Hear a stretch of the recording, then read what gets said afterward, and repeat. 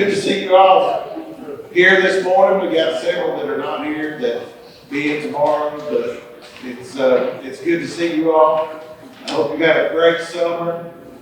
We got a big year coming up. Now COVID's over, COVID restrictions, all that stuff.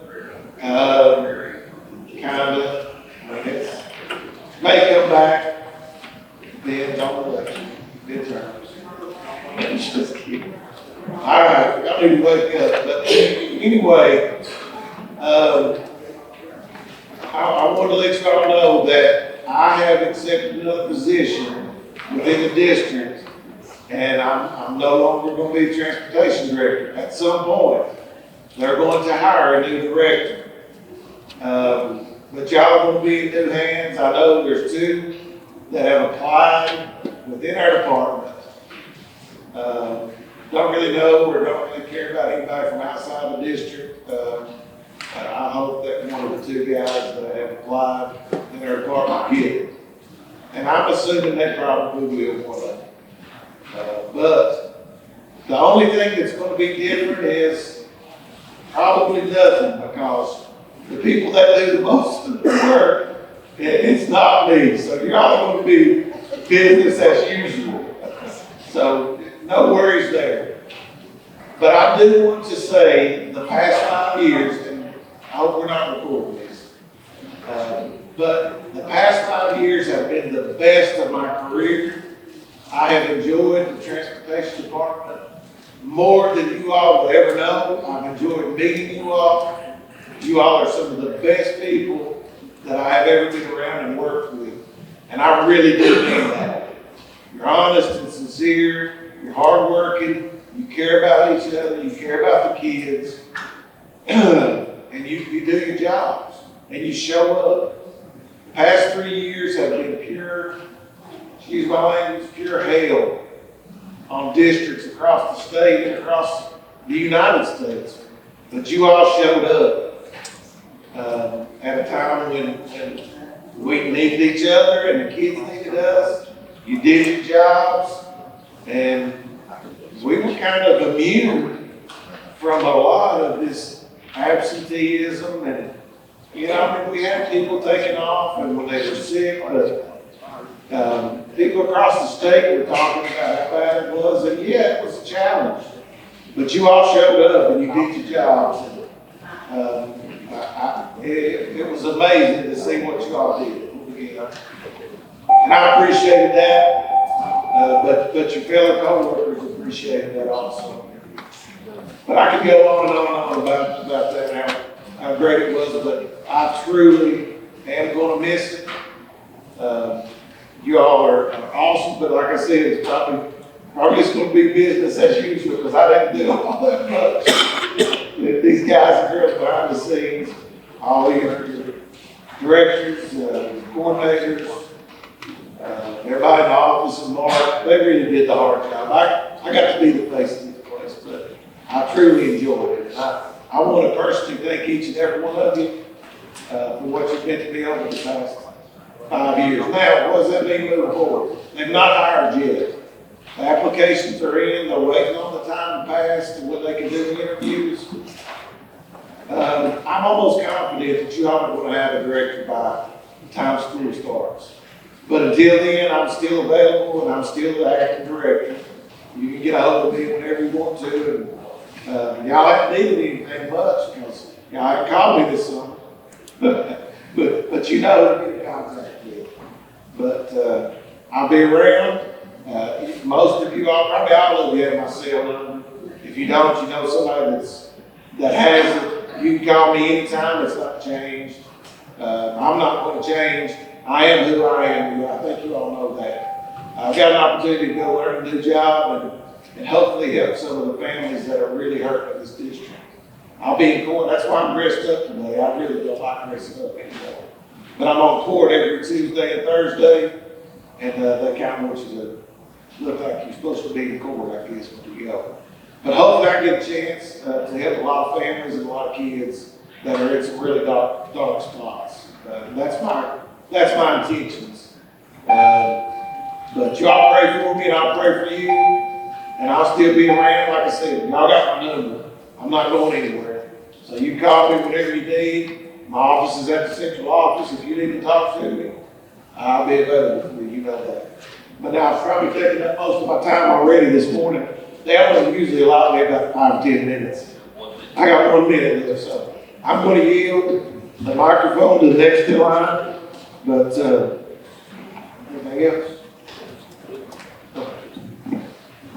Todd, we appreciate the work and leadership you've given this department over the past 5 years. If you would, join me in a round of applause.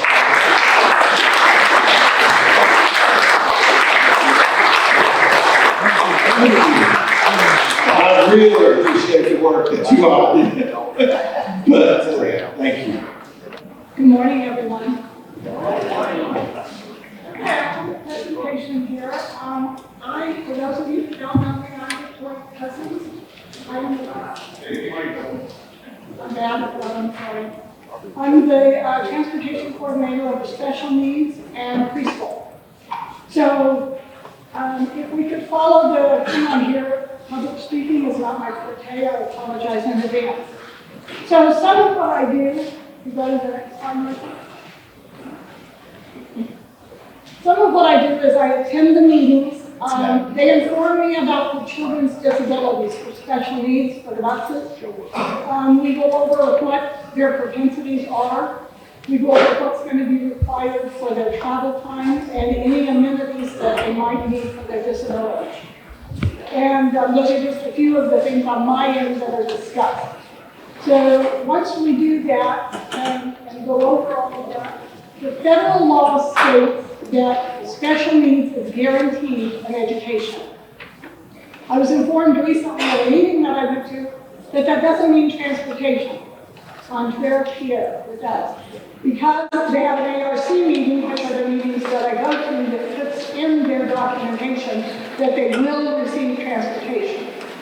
So special needs transportation is different than other transportation in that, for one, a child can only be removed from school or from a bus 10 days in the course of a school year. So many of you general ed bus drivers, you might do a ride-up to Marshall, you might do many ride-ups to Marshall, you might be why are they not doing anything? If the child has a disability, they have to use those sparingly because they only have 10 days that they can be put off of bus or out of school. So what that means, and I've gotten with Marshall to talk about it, if you have more than 3 write-ups on the same child, and you don't understand why nothing is being done, Marshall and I have talked about the fact you can come to me. I will pull up on the computer for special needs what their propensities are so that you have a better understanding of that student. When a special needs student, first of all, they're guaranteed to be with the general population for as much as they can tolerate it. So if we find out that being on a general ed bus is just in conflict too much with them, it's really ringing all over bells, then we need to look at having a meeting and putting them on a special needs bus, because at that point, they're disrupting the general ed buses, and they are probably upset at the end of the day based on their disability. A lot of what I hear general ed bus drivers say, if they could just behave, they wouldn't be special needs. So their disability prevents them from following those regular guidelines much of the time. So that being said, when you have an issue with one, if you'll come to me, I can pull up on the computer so that we can look at it, see what their propensities are, and you would have a better understanding. But in doing that, you need to understand that that's very confidential. Special needs is the most protected group of children. So, and just an example of that for general ed bus drivers. So you have little Joey, and you've come in and you've spoken to me, and I've told you his propensities. Now you go to the grocery store, and you're familiar because that's your run. And you see his aunt in the grocery store, and she's like, oh, I'm really sorry, he's really good at acting up lately. You start having a conversation because now you're in the loop as to what's going on. There may be somebody on the next aisle over who is also carrying that child, and you have just broken confidentiality. So you don't ever want to do that because this child can't protect themselves. And that's why you're in charge of making sure you understand that isn't to be discussed with anybody. You can discuss it with Marshall, you can discuss it with myself, the school officials, you can discuss it with me. Other than that, you don't talk about this child. Not with any of your children, but most especially special needs. Yeah, that extends to anything that happens on the bus. We'll get into confidentiality like we do every year, but that extends to all children. But a lot of times, especially if students are federally protected, and they'll get you in more trouble quicker. But you still, you don't talk about any kind of kids out in the public where you're right here. Yeah, the guidelines for special needs are federally protected, so there's lots of bells and whistles on special needs children. So that's why it's important that if you're having repeat behaviors with the same child, and you've spoken to Marshall, and Marshall can see their slide for special needs, come to me, and then I can go into the file to explain other things what's going on. So I'm sorry, Marshall, I have to jump past that one. Also, we have the general ed bus drivers who are going to, there I am, thank you, who are going to take a field trip. There is some tricks to the lifts that are on the special needs buses. So if you'll come to me, I have a sheet that's printed off that I can give to you that will help you better. I will go over it with you, but more importantly, I will go over the list of students if you have them, much like when Daisy will give you a ridership list. And the other thing that I also can do is go over any children that you might have that might have seizures. That's very important for you to know. So much of the time when you do a field trip, there's going to be a class aide or somebody who is familiar with those children. So it's not that bad, but it's also important that you would know that you have a seizure child, a child that can have seizures easily. Something that happened last year, and this is out of frame, to go to the next one, Marshall, I'm sorry. Shoes, guys, open and closed-toed shoes. It is part of our rules and regulations that we do not wear sandals, especially on a special needs bus. There is too much you can catch your toes or your heels on. So you want to make sure that your shoes go all the way around your foot. You don't have any open-toed shoes. It's a regulation.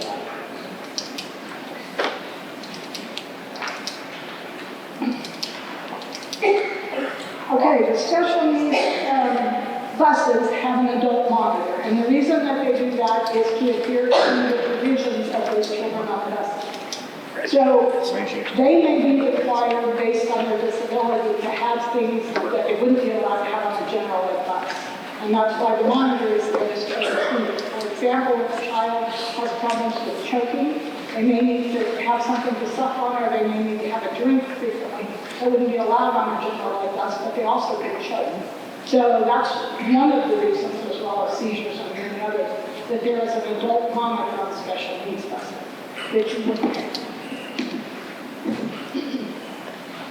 If there is a provision that a special needs child has that is on a general ed bus, when their meeting is closed, that would be discussed, and at that point, rather than break the rules for a general ed bus, they would be placed on special needs. So if you have a student and the officials at the school tell you, oh, that's okay, he gets to have that, you might want to come and see me because they may need to be on a special needs bus because of that. Again, they're offered the least restrictive environment based on their disability, but if they have to have provisions that would need to be monitored, you need a monitor on that bus. So, special needs students on board. The reason, and I've had a lot of questions about this, of the routes. A general ed bus may do 28 miles in the course of either their AM or their PM route. And they're going to go down street A, B, C, they're going to stop, load the children, go to school, and they're done. A special needs bus is based on the unit for their disability. So I may have a child that lives in Kiwi, and one that lives in Wine County Road, and one that lives at Hazel Green, and their unit is at Johnson. So the miles for special needs buses is a lot more. They're on there for a lot longer. And that's the reason for also for having a monitor and the provisions for them to have like a drink or something to eat, because they're on there for extended periods of time, as opposed to a general ed bus. So that's some people have asked that question. The other thing is when you have on a general ed bus a special needs child, most of our children, if they're 12 or older, we can let them off without seeing anybody. A special needs child, unless we have documentation, which I would advise you about if I was aware and had it, you do not let a special needs child off until the age of 21 without seeing someone. Age 12 doesn't apply to a special needs student. It's 21. Because they may not have the understanding, when they go in the house, they may get confused easily, they may get overwhelmed easily. So their rule is very different. Like I say, unless we have documentation, which I would think we're aware of. Let me just add to that. Sure. So, this is something that really catches us, Marshall, about every year. And we get in routine, so, you know, the sooner we can get our kids in routine, the better our routes go. That's why I wish we could just skip the first 3 weeks of school and the last 3 weeks of school, because routines are shot. But as you're training your kids these first 3 weeks, do not let them off. We don't care. If you have to take them back to school, you blame it on me, blame it on the director. Okay, take them back. If you don't see somebody, they're under 12, do not let them out by themselves. We have been more slings over that over the years than anything. You all do a great job of that. I'm just trying to remind you. Don't let kids off under 12 if you don't see somebody. Now, you've got an arrangement worked out. If the door's open, you better be careful with that kind of stuff. Because if somebody is down in the house or there's something going on in the house, and I'm not telling you to do anything different than what you do, but you never know unless you know somebody's in there. So, best practice is to make sure that you see them before you let them off. Say anything else about that? That's it. I mean, if you don't feel comfortable letting the smaller child off, especially for any reason, really, it's okay to take it back because your first priority is safety for that child. Let them off. If there's a dog outside, if there's, I mean, And that happens. yes, it does. We had countless times. Drivers called in. There's something suspicious. There's ambulance there. There's police cars there. There's an altercation going on. There's a dog. If you're not comfortable, call in on the radio. Find a good spot. You know, follow your procedures about calling on the radio. But get to a good spot. Pop that brake. Pick up your phone. Call on the bus. Tell us what's going on. What direction I want to do. We always, well, what I was going to say, Todd, we always are in contact with the parents. So it's not just you take the school back, or you take the student back to the school, and then, you know, we're just talking to the principals. We end up talking to the parents too. So sometimes we find out there's an emergency, or there was, you know, they was late, they got dealt with the traffic on the interstate. You know, we hear all that too. But sometimes there's no excuse, no reason for it whatsoever, the parent not being there. So we need to make sure, And I'll tell you that for your protection, right? That's your call, that's for your protection. It's not to say that make you have issues or problems, that's for your protection. I'm sorry, that's something that always comes up every year, so. There is no. I'm saying, even if there is a no, then you're not going. It doesn't say you shall, you know, that's it, you may. You know what I'm saying? If you get there and you know the parents sign that, you know the parent permission drop off, and something still don't seem right, then it means we have to drop those kids off. That's right. Think you're out here. And trust your instinct. So what Bob's saying, even if you have a note and something looks off or the house looks closed up and you just don't feel right about it, take it back. Yeah, better safe than sorry. Another issue with the special needs buses is that some of the general ed buses are like, well, they go down that street, why can't I go down that street? A special needs student gets delivered door to door. So much of the time that literally means we pull up in the driveway and go door to door, which means I may have to get an easement, I may have to get variance, I may have to hold somebody to sign off on something to be different. And our area for turnaround, because our buses are a little bigger, are much easier to do. So there's a lot of reasons sometimes that you'll see a little bus going down the road that you can go down. The other issue is if you have a student and they come out of their house and little Johnny comes out and he's on crutches, or little Johnny comes out and he's got one of those scooters, he broke his leg, or whatever the case may be, you are not allowed to transport them.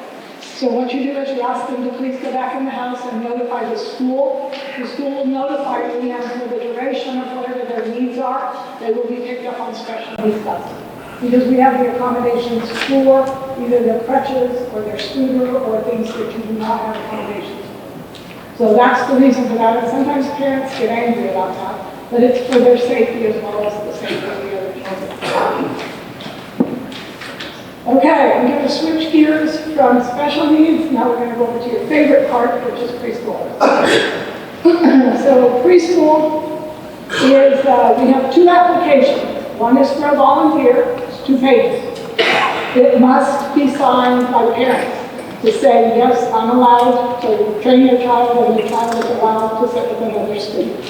That's key fact. Just because you told me that, until I get that back to the parents saying, yes, my kid can do that, they can't do that. The other one is the paid application, and it's 8 pages long. That one is a monster, guys, and that's on you. I have highlighted all the places, Marshall will bring them up in a minute, where they need to be filled out. The I-9 and the W-4 are the 2 most neglected forms. 2 pages for the I-9 and 1 for the W-4. If they don't fill in all the appropriate boxes and sign in all the appropriate places, and here's the big key, provide a copy of their social security card. I cannot process them to get paid. I have had some drivers who will go up to 3 months without giving me all their documentation. You want kids like, why am I not being paid? They're not being paid because you did not give all their documentation. And the only way that you would know that is to go through each page and hand it back to you. I don't see that child. You see that child, and so I need to be accountable. People that are paying on for previous years, Yes. they don't need that documentation. They do not need that documentation. What I need is a current I-9, a current W-4 because they're dated, and I need the parent permission. Anything else I don't need if they have previously done it. That's a good point. Thank you, Pat. I have all 3. I have for just volunteer, I have for paid, and I have for previously been monitored was paid. So this is going to begin. The ages are between 12 and 16. I have had kids as young as 9 years old because there's nobody on the bus that will do it, but that's the first pickup and there's nobody for that child. So the parent will agree, look, their cousin gets on with them or their brother gets on, and they'll agree to that. And as long as all the school officials agree with that and say that the child is competent and capable, then we will go ahead and do it. Not for other children, but for that specific child.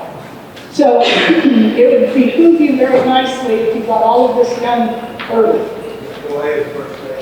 Go ahead the first day and start deciding who you're going to pick and who you're going to hand this out to and who you're going to ask. Preschool starts the 24th. The kids will be at the bus stop on the 30th. So be ready for that. But again, without those applications, there's nothing I can do. So at 12, they can be volunteers. At 16, they can be paid. The pay rate is $7.25 an hour. Doesn't seem like much, but they're getting paid to be on the bus, which they have to be on anyway. So that's the selling factor that you should use. Excuse me. The copy of the social, again, is definitely needed. So once that you've done all of this, I would suggest that you try to pick 3 people that could be a monitor on your bus. Doesn't have to be the first pickup, but you are gonna need to have someone for that. Now, so say you have 3 children that you already have trained, they're already ready, and you have 2 preschoolers. And you show up on Thursday, Wednesday morning, you don't have any of your monitors.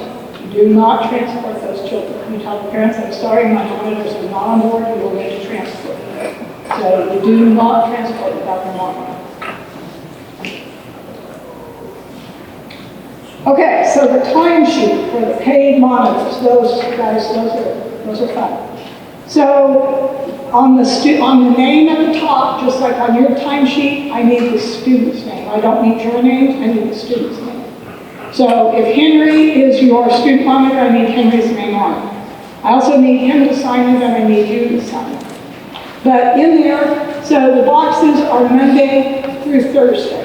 There'll be AM and there'll be PM, and we do it in 15-minute increments. So if the child gets on at 7:05 and you're at the school at 7:15, 7 to 7:15. That's all I need. I don't need 7:08 and that kind of thing. Just make it for 15 minutes, because that's what they're going to get paid.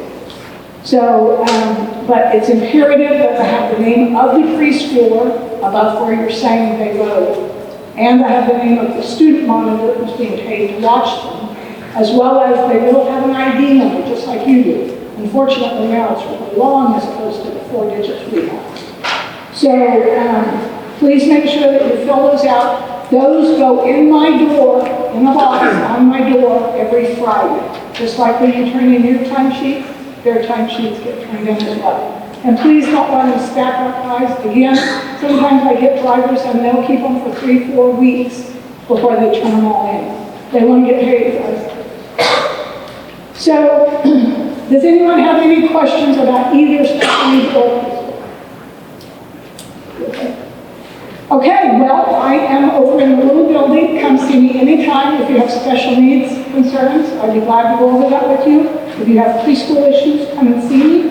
I thank you guys very much for all you do and your professionalism, and I hope you enjoy it. Thank you.